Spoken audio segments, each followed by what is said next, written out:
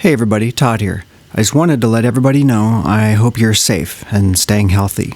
God willing, we'll be through this coronavirus situation soon. In the meantime, we've rolled out a way to still do depositions. We're doing them remotely now via the free Zoom app. Many clients are already seeing the advantages of this because it can be done from anywhere and on any device. I've already done a podcast about it and started a resource library for it at www.toddolivas.com/remote depositions. Check that out or give us a call at 888-566-0253. Okay, on to the podcast. You can bang your head against the wall or try to walk around it. That's one thing. But, also planning. And then that took me a long time to realize I definitely bite off more than I can chew sometimes. Saying no and really taking care of yourself is ideal. I don't think I always do it. Yeah, I always want to say yes.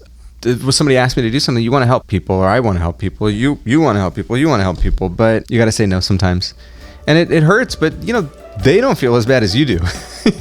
They're like kind of half expecting you to say no, and no one else is really going to watch out for you. So you got to, that's not true. My wife and my children, my parents, and they've always got my back. I want people around me that will tell me when I'm full of BS or not being true to myself.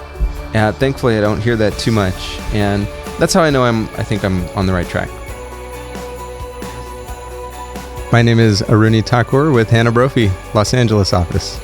Mr. Aaruni, thank you so much for coming to the T.O.A. Storytellers podcast, socially distanced podcast room.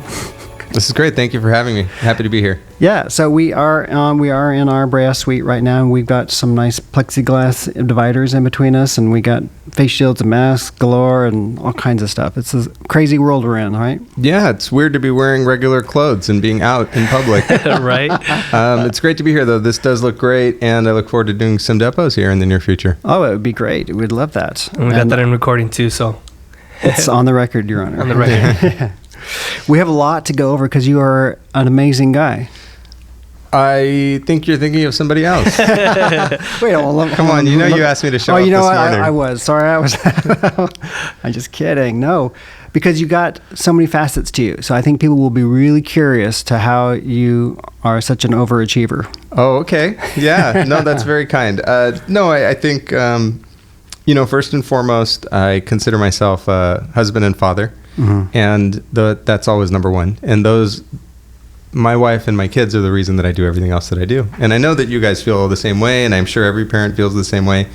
But perhaps what you're referring to is also my desire to pursue public service when that's right. When I'm not working and when I'm not with my family. And I think because I grew up in Fullerton and I love this town or that town, my hometown, I really feel like outside of my family, my community raised me. So even if I'm at a school board meeting, because I currently serve on the elementary school board, I feel like I'm doing it for my kids because my children are in the district. And even if they weren't, this is the district I grew up in.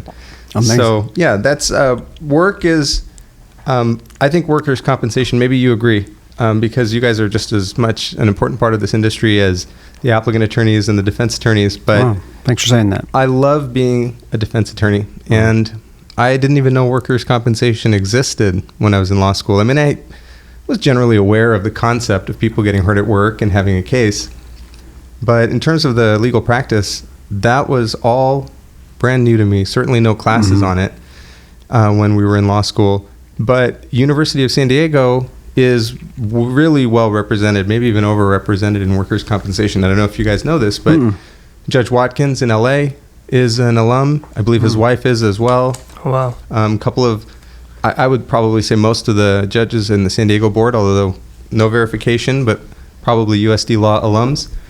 And then my very good friend from law school, Michael Misa, is the one that brought me into workers' compensation. You guys met in law school? We did, yeah. He's one of my good friends from law school, and so I had been working for 3 years as a children's dependency lawyer. That's like a public defender if parents are suspected of neglecting or abusing their children.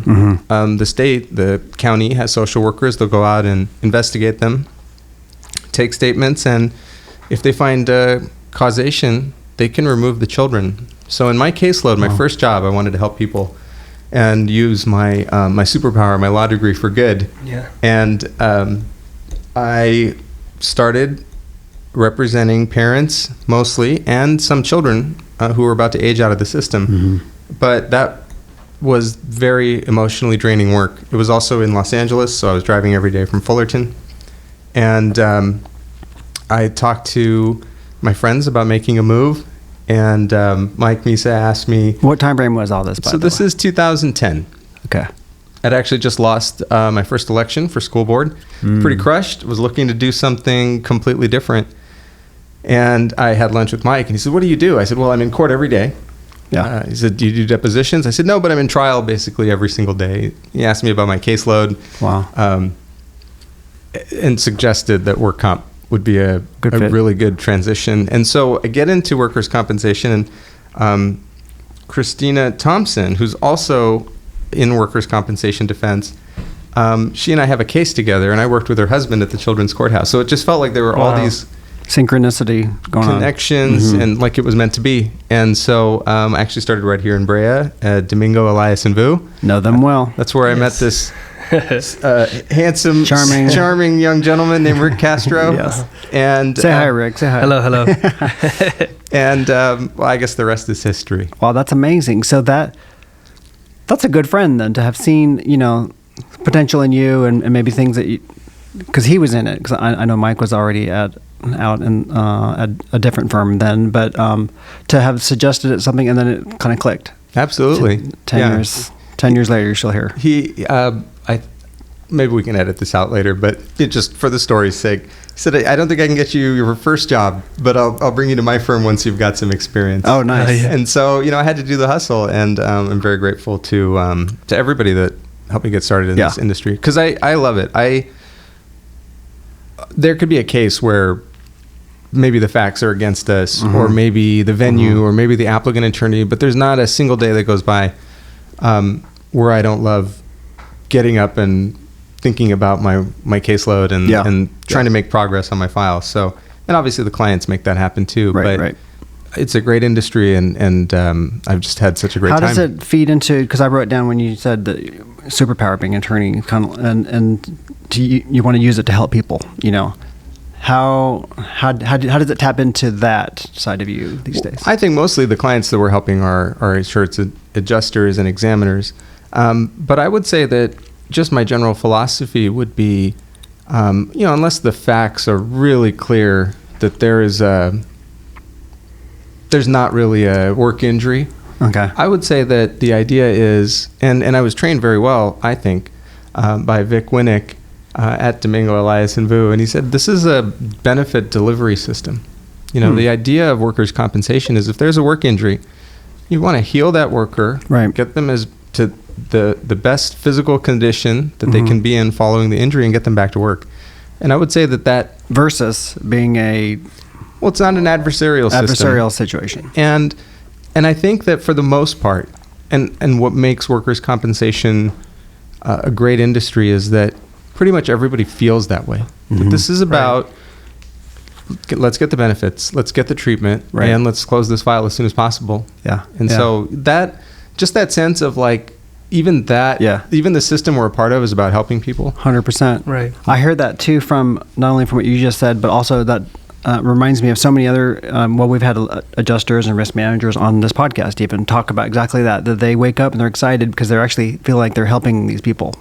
And you wouldn't think that, because they're on the defense side or the insurance or the TPA side, that they would think that, but they actually do feel that way. Well, I think there are some defense attorneys, and maybe, I don't know, maybe they do stay in the industry a long time, but, I've heard some people say that there are people that say that they've never actually met an injured worker. I just know that that's not the case. I mean, some of these people are very badly injured, and I think we're all there to try to get them back on their feet or back at work if possible. Yeah.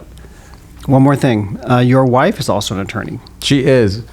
She is a stellar attorney, and she is my inspiration for becoming an attorney as well. Really? And so her name is Pamela, and she does employment law. We're high school sweethearts, and we've got 2 beautiful boys.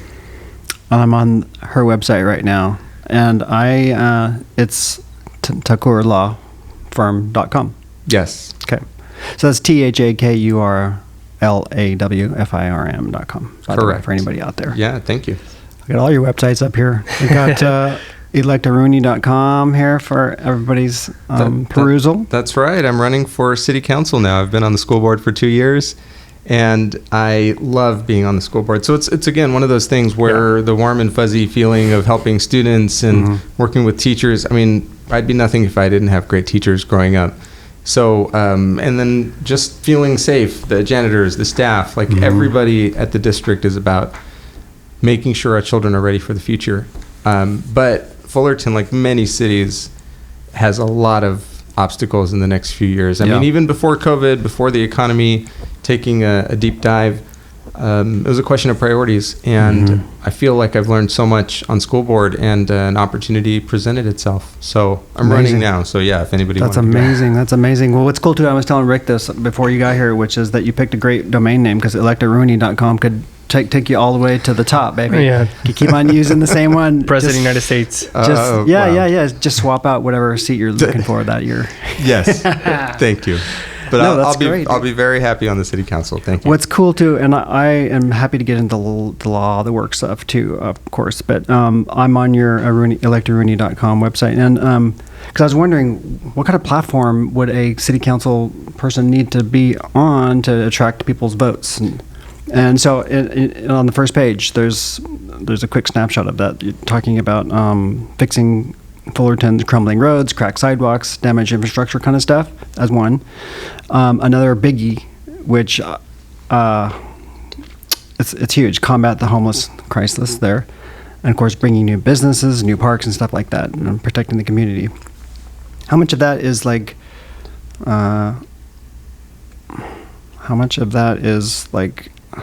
hard?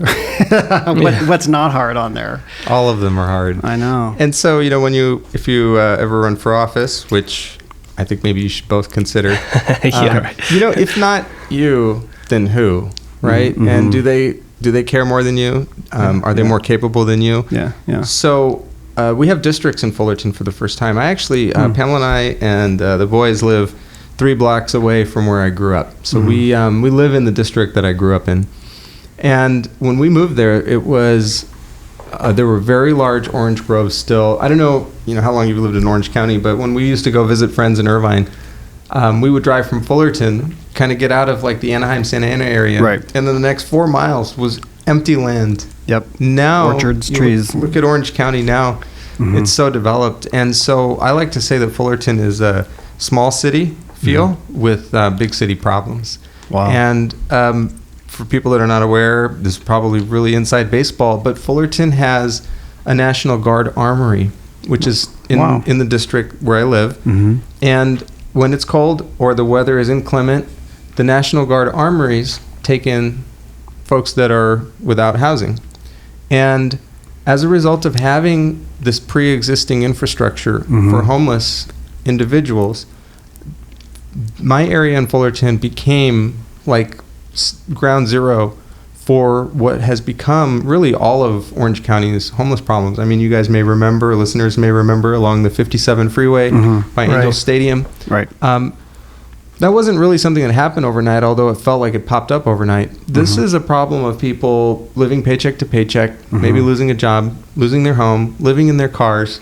Then their car gets impounded because cities don't allow overnight parking. There's nowhere for them to park. There's no electricity. There may be illegal activity, mental health problems. Right. Now everybody's seeing that. But in Fullerton, we saw that years ago. And you may remember the death of Kelly Thomas, the murder of Kelly Thomas. Yeah, I remember that. That really put the struggle of communities.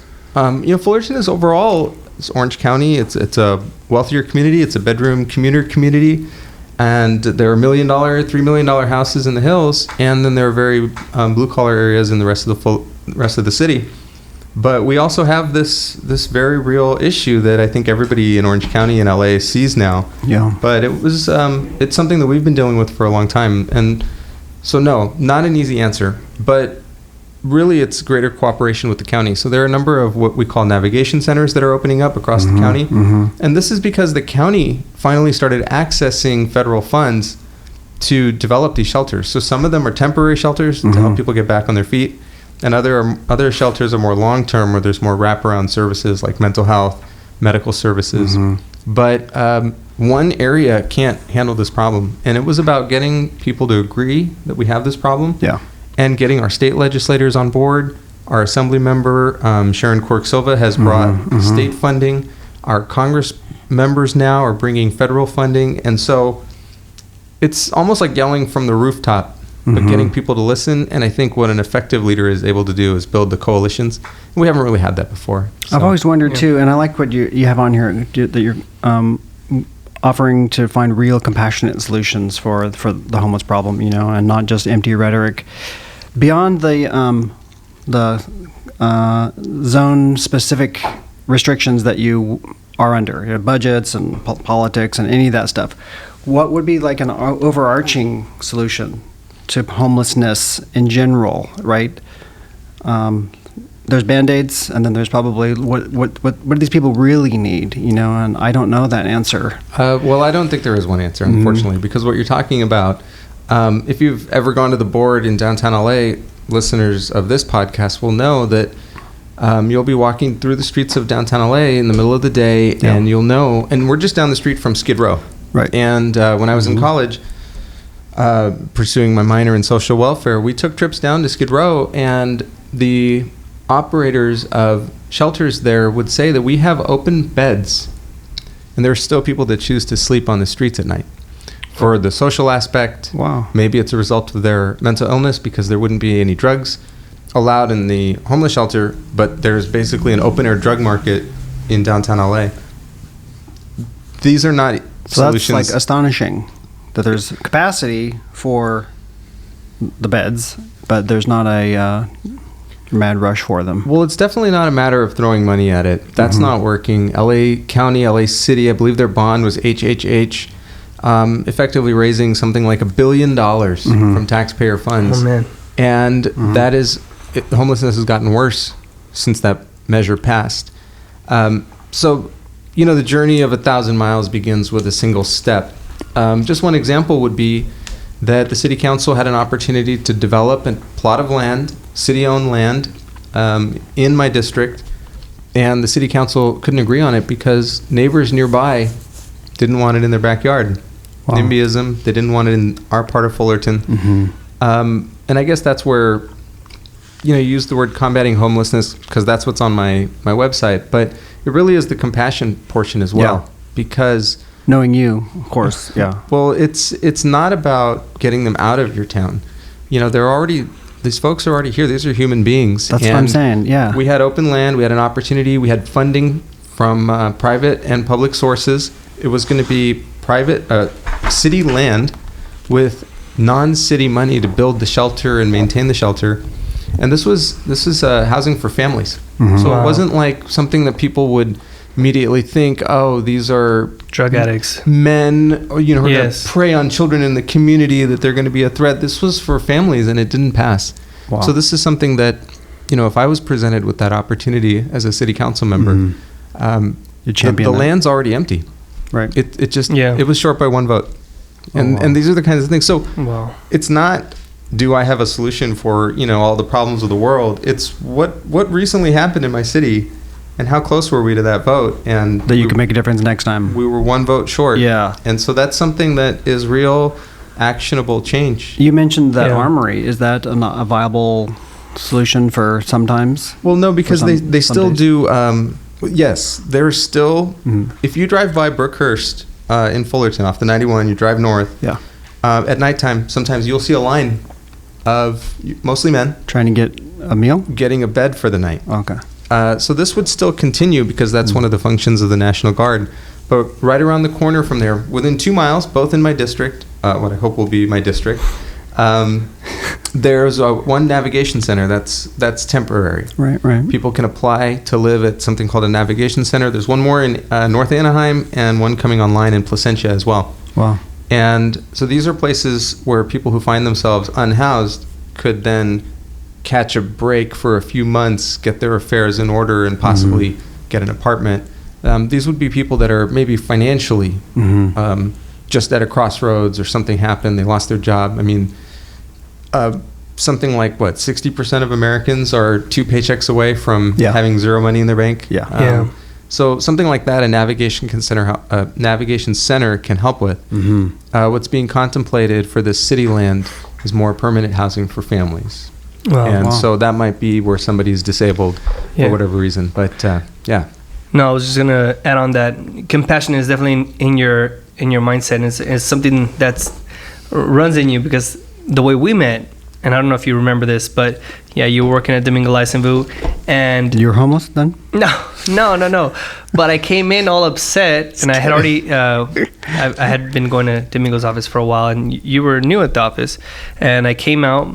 We didn't know each other, and I was just on the hallway speaking about a traffic ticket that I received, and that it was unfair. At least I thought so. And you came out of your room. You were busy with your files. You had the compassion to come out and say, "Hey, look, let me help you out. We could look over some things and some codes and see how I could help you." And right there, that's oh, man, to me nice. was just. Did you ever pay him for his free legal services? Yeah, I did. I think I overpaid him. No, I do remember that. I mean, it was just new attorney. We looked up the code section. I think you had a copy of the ticket or maybe a photo in your phone or something. We looked up the code section and we thought about ways about how you might get out of it. I actually have a funny story about that. I had just passed the bar, and a friend got a DUI. Unfortunately, I was not in the car with this individual, and he said he couldn't afford an attorney, and would I help him out? So. I should have said that. Well, I said, okay. Sure, so my first client. It was the city of Pasadena. Of course, he didn't pay me. But I don't do, DUIs, but I called a friend who is a DA, and I asked him, I said, look, you got to help me out. I need to help this friend, new attorney. I want to. And he said, okay, well, where is the ticket, or where did this person get arrested? And said Pasadena. So, was it LAPD or was it, Pasadena police or whatever? And so when he realized that it was going to be at the Pasadena courthouse, he's like, okay, no problem. Look, just go in there. Your goal is to get no problem. get a wet and reckless is the term. I guess it's reckless driving with possible. I'm writing this down. It is Friday. It's Friday. So we drive over to the Pasadena courthouse, and I hand my business card, which is clearly not a criminal defense business card because I was working somewhere else. And I told him which case we were on. And it's this older looking, cool looking guy, very long hair, ponytail, like a big mustache. That's the judge? No, this was the city attorney. Okay. Before our case is called. And my friend is standing next to me. I'm like, this is my client. And I want to know what we can do on this thing. And let's talk shop. And he's like, how about I get you a wet and reckless? And now I think I've got the upper hand. And I was like, well, I was thinking you just dismissed the whole thing, counsel. Yeah. And he kind of... Why show your hand so soon? He just rifles through his papers. He kind of like smells it, and he's like, no, I'm pretty sure I could get a wet and reckless if we saw the judge. I was like, let me talk to my client outside. We step out like cool out of the courtroom. The double doors shut behind us. We like hug each other. We're jumping around. You won your first case. Well, I did. Well, my first pro bono case. There you go. That's right. So hate to say it, but wet and reckless sounds like a drink, right? Yeah. Your Honor, I mean, bartender. Same thing. Have a wet and reckless, please. What'll it be, Sonny? I like your special, the wet and reckless. Make it a double. Speaking of, we'll talk about that later. Never mind. This is going to be heavily edited, right, guys? Right. Heavily. Yes. Hey, so city council. All right, this is not an endorsement, but I would vote for you. I appreciate that. Yeah. All right, I'll endorse you too. Fine. Well, if I was in your district, it would mean anything that I'm saying this, but it would be helpful. Yeah. But I don't think a lot of Fullerton voters are going to be listening to this podcast. But believe me, I'll be posting about it. You never know. Yeah. Hey, what's cool is that. Well, okay, so how does one win that seat? Is it a lot of door knocking? Ordinarily, yes. Pounding the pavement? When I ran for the first time in 2010, my friends, volunteers, and I knocked on 4,000 doors. Oh my God, how long did that take? It took a year. Oh, man. So I was working at the time, Yes. and this would be on nights and weekends, and only a few times did I take my older son out in the stroller because I thought he might get me some more votes. Yeah. But it was actually harder to walk with him. He's hot, he's crying. Yeah. Absolutely. But, with COVID now, it really is it's a fundraising game. But, the digital aspect has really changed a lot just in the last few years. For sure. Especially in 10 years. 9 years ago. Social media, there are laws governing mass texts, but inviting people to get more information, getting their phone number, then you can text them once they give it to you.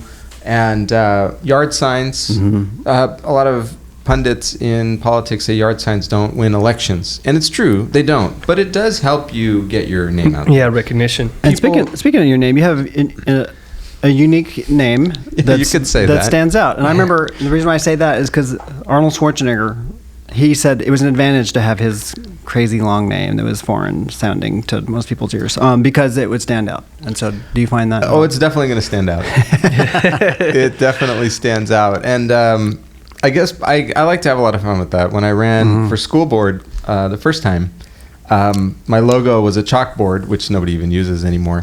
But a chalkboard. From the 50s, yeah. And my first name has 2 A's in it. And so the first A was I learned the hard way on that one. Was an A+. Plus. Oh, yeah. I remember that one. That's clever.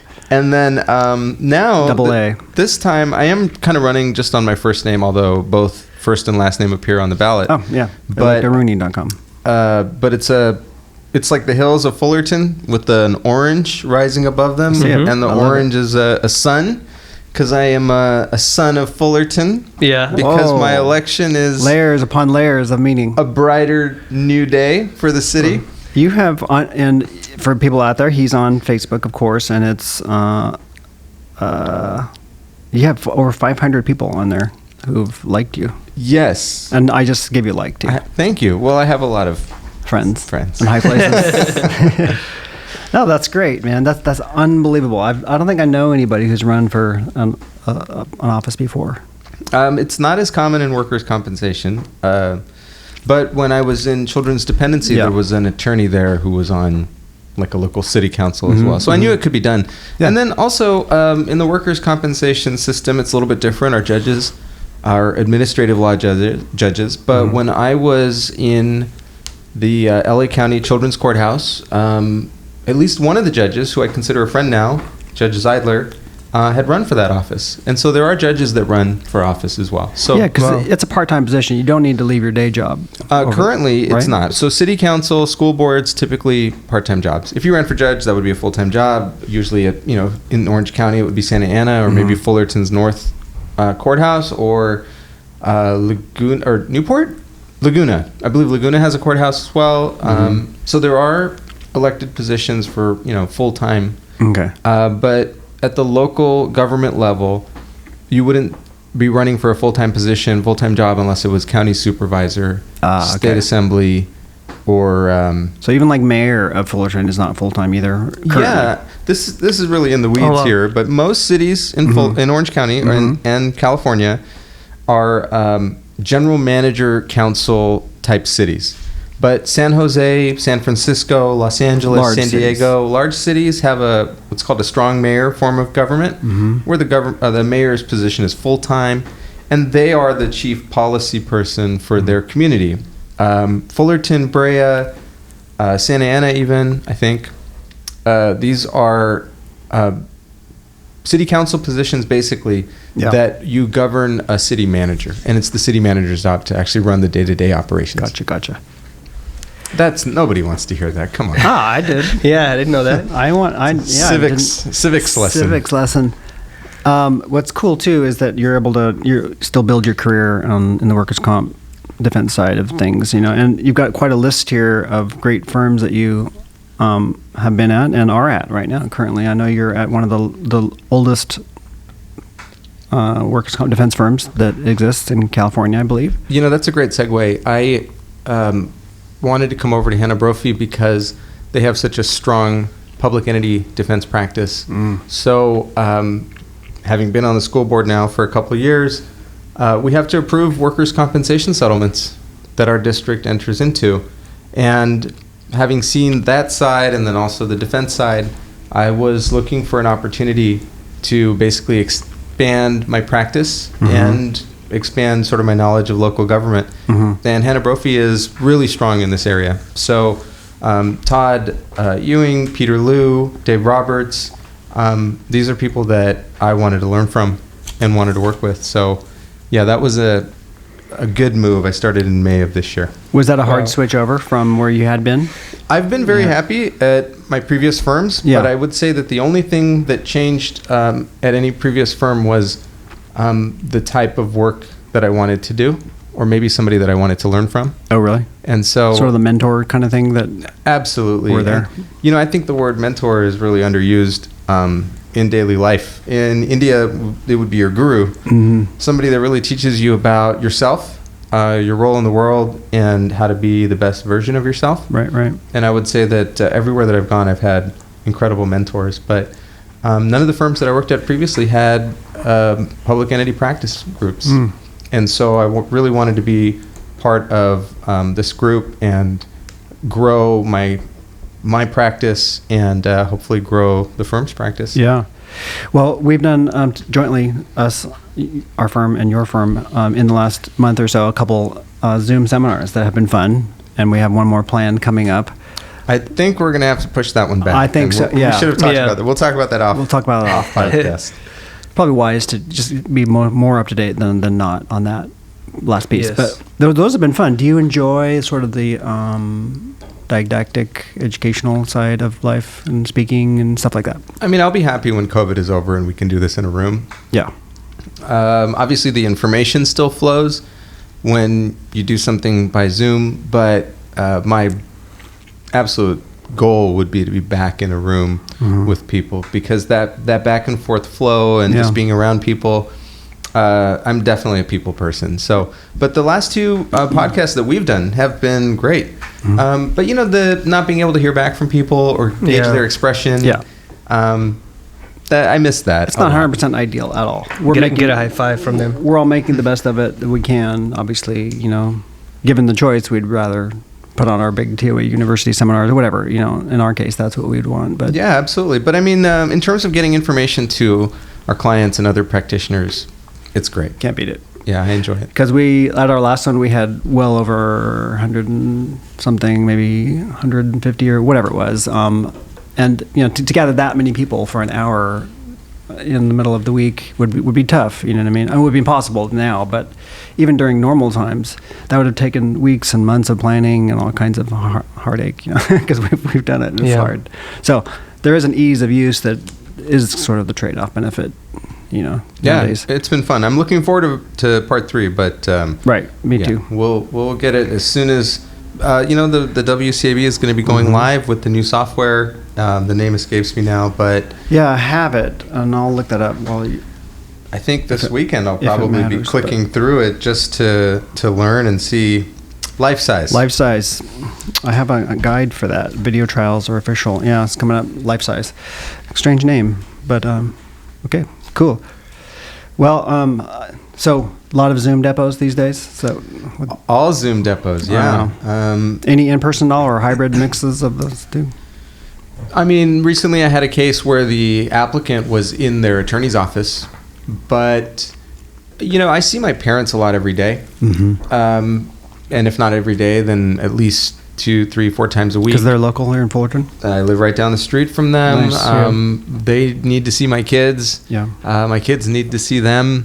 I need my kids to go over there sometimes. So date night. Just to be totally safe.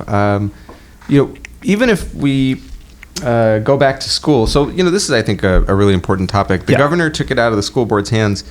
But we were about to vote on whether we were going to reopen the schools or not, and if so, how we would do that. And at first, Pamela and I went through it's dangerous, we can't have them go back. And then we were thinking, well, we can't just coop them up forever, it's not healthy. Then the district was contemplating a hybrid option where half the students go so you can socially distance properly. Yeah. So they'd be, and then we thought, okay, that's a great plan. But right before we were scheduled to vote on these plans, the governor issued an executive order stating that if your county is on a watch list with rising cases, you may not send your children back to school. And this really took it out of our hands. But at the same time, the teachers were very concerned. What does that mean?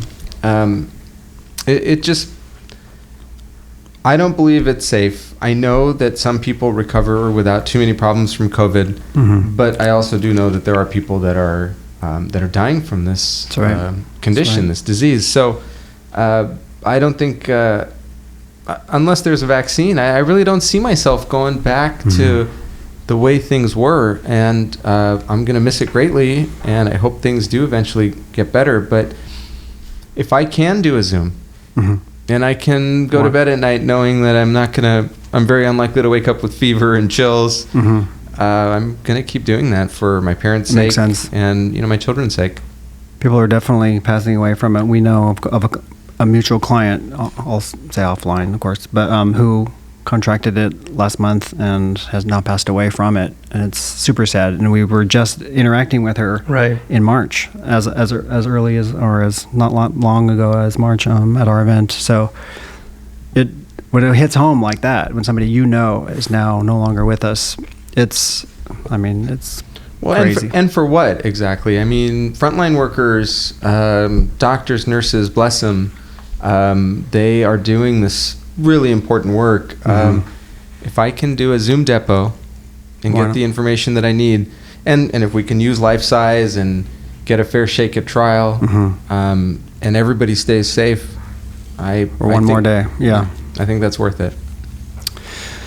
You have a really full life, man. You got a great marriage, sounds like, and great kids, of course, and day job and career that's kicking butt and stuff, and then of course the political side. So it's like a really fullness about you. How do you recharge and not get drained personally from so much going on? Well, I do appreciate that.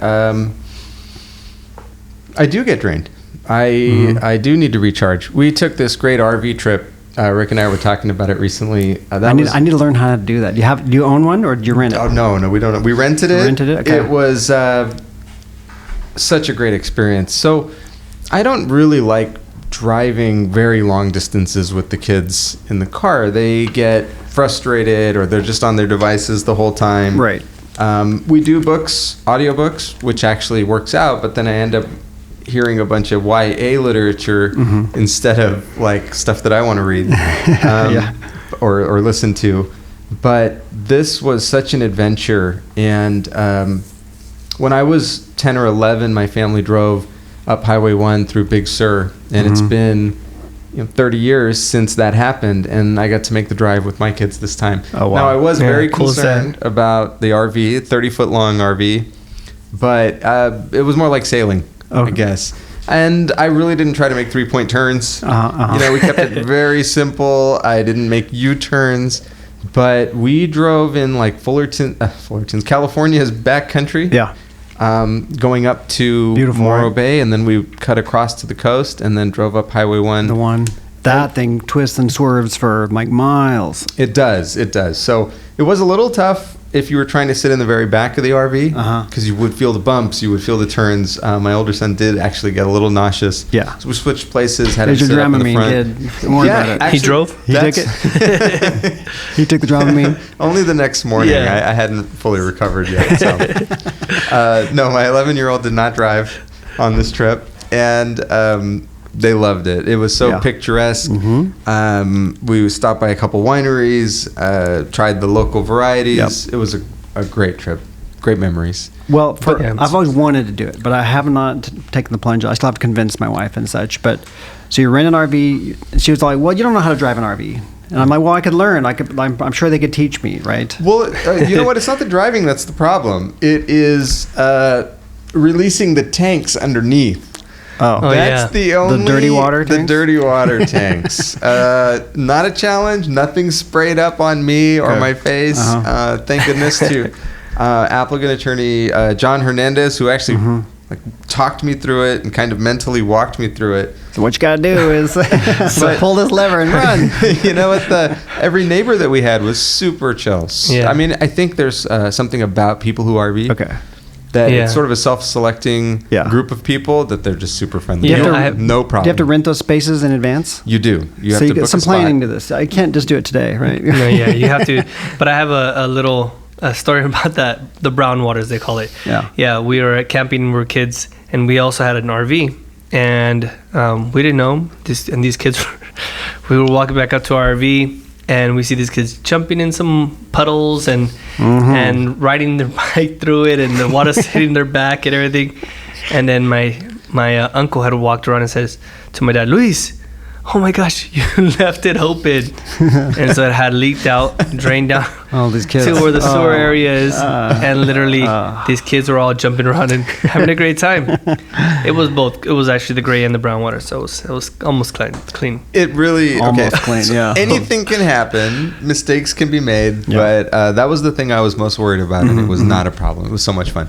But to the point of Recharge.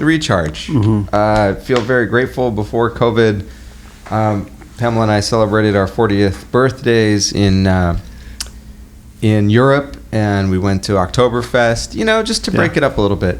But there will be times when things really do seem tough.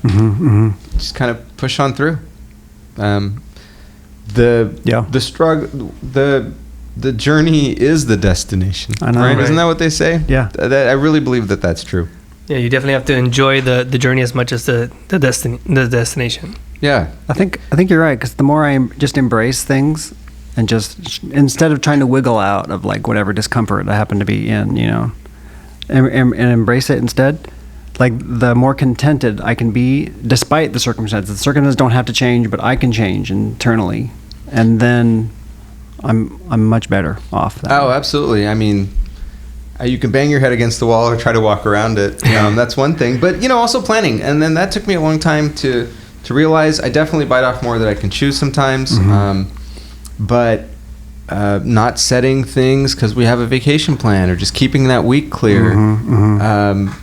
Saying no and really taking care of yourself is ideal. I don't think I always do it. But, saying no's hard for me. Is it hard for you? Yeah, I always want to say yes. When somebody asks me to do something, you want to help people, or I want to help people. Yeah. You want to help people. You want to help people, but you got to say no sometimes. Yeah. And it hurts, but they don't feel as bad as you do. Yeah. They're like kind of half expecting you to say no, and I know. we're the ones that are All like self-flagellating. Oh, I'm horrible. I had to say no. yeah. But it just. No one else is really going to watch out for you. Yeah. So you got to, that's not true. My wife and my children, my parents. True. They're always they're always cheering me on, and they've always got my back. And, I have to throw in here. I'm so proud of the fact that the people that I still see and talk to are people that I've known since junior high school, college.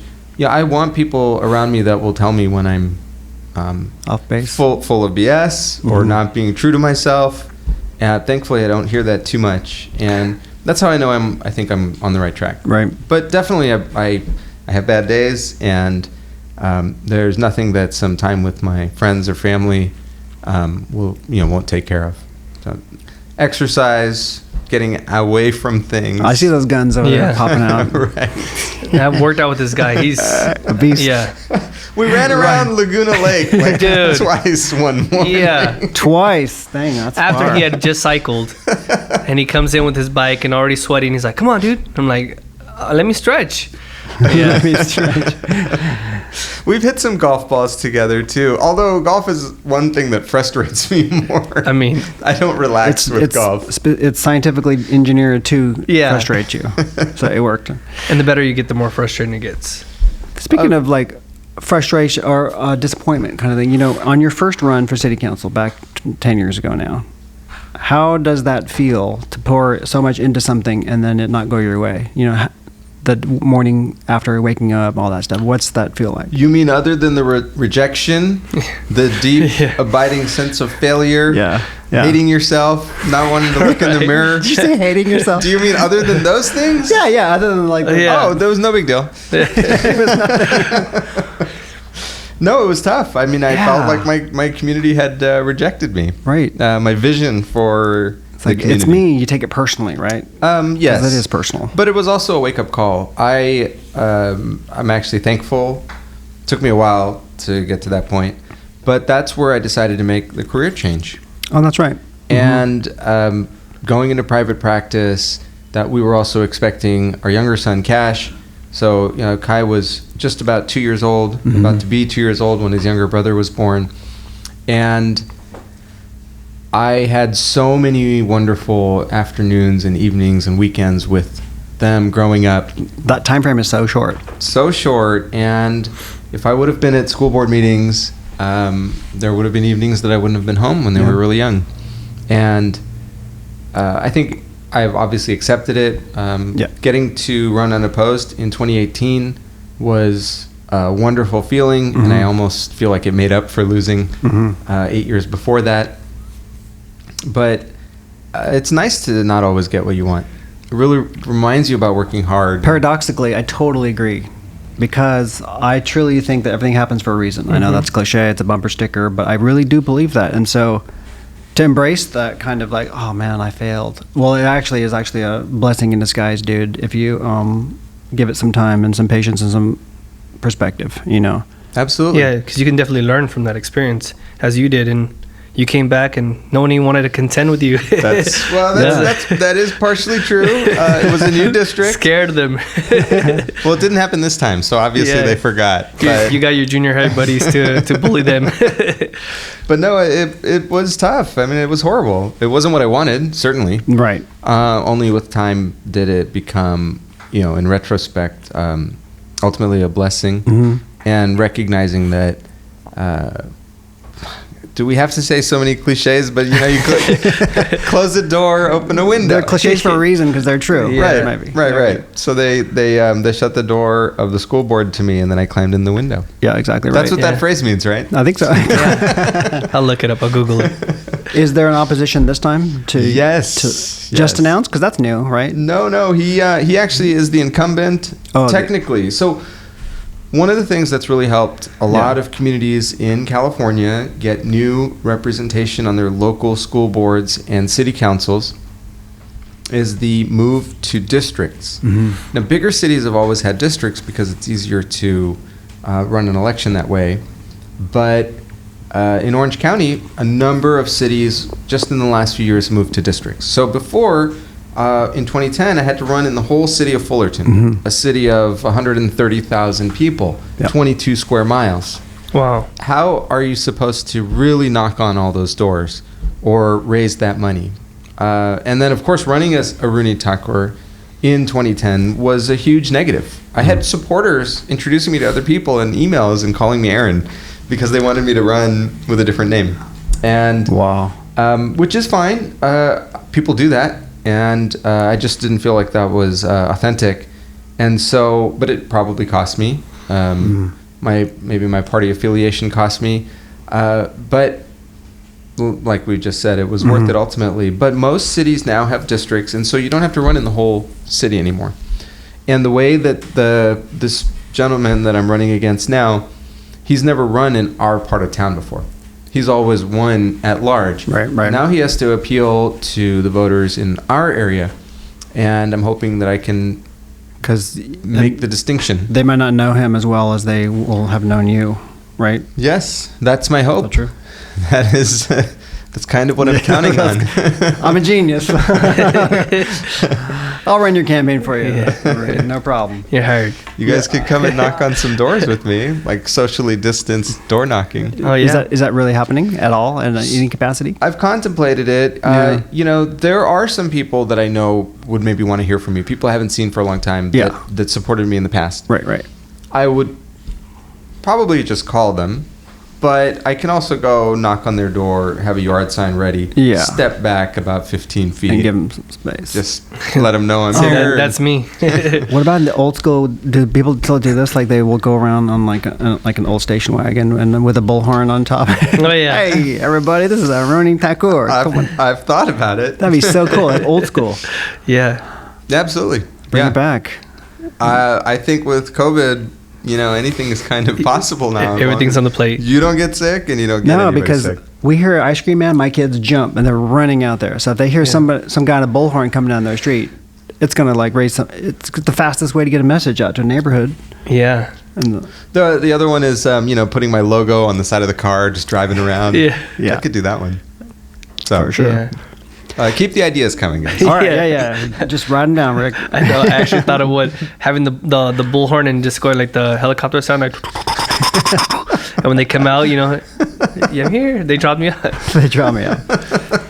Yeah. So back to work for a minute. The public entity practice side that you want to grow, since HB already have that sort of silo. They have clients that are in that vein already.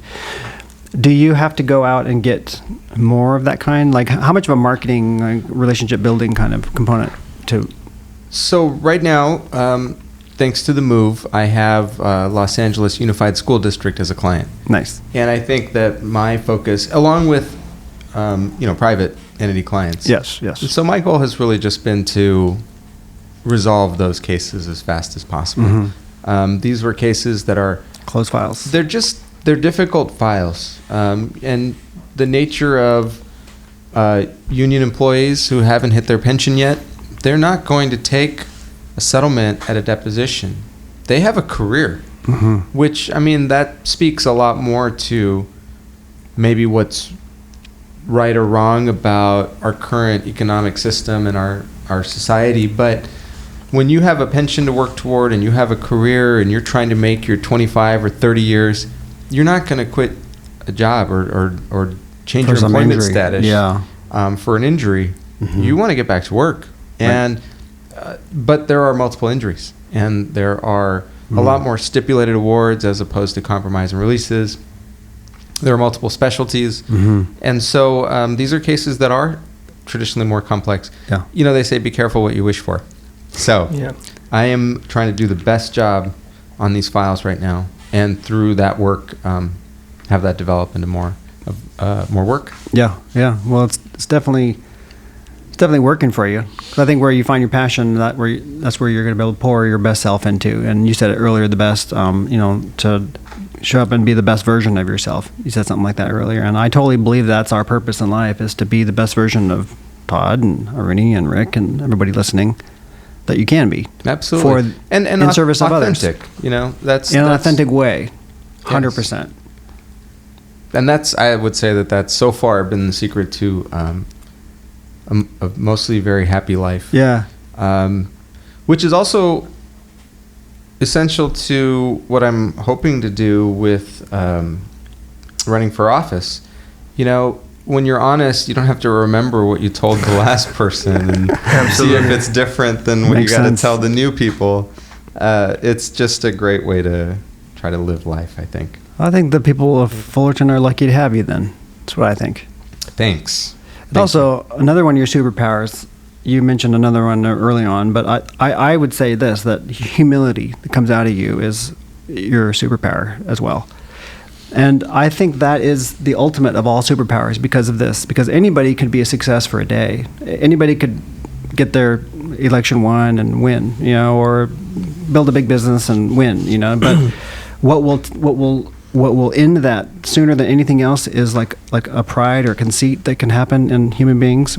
But humility is sort of the safeguard against losing what you've been building, you know what I mean? And you have that in spades. So well, going back to losing in 2010, that was definitely a good start for developing that, because it really, I don't want to say it put me in my place, but it reminded me that just because you want something doesn't mean it's going to happen. Mm-hmm. And dealing with loss is such an important part of life, and 2010 and losing really did help me see that. It's weird when somebody compliments you saying that you're humble, because what are you supposed to say?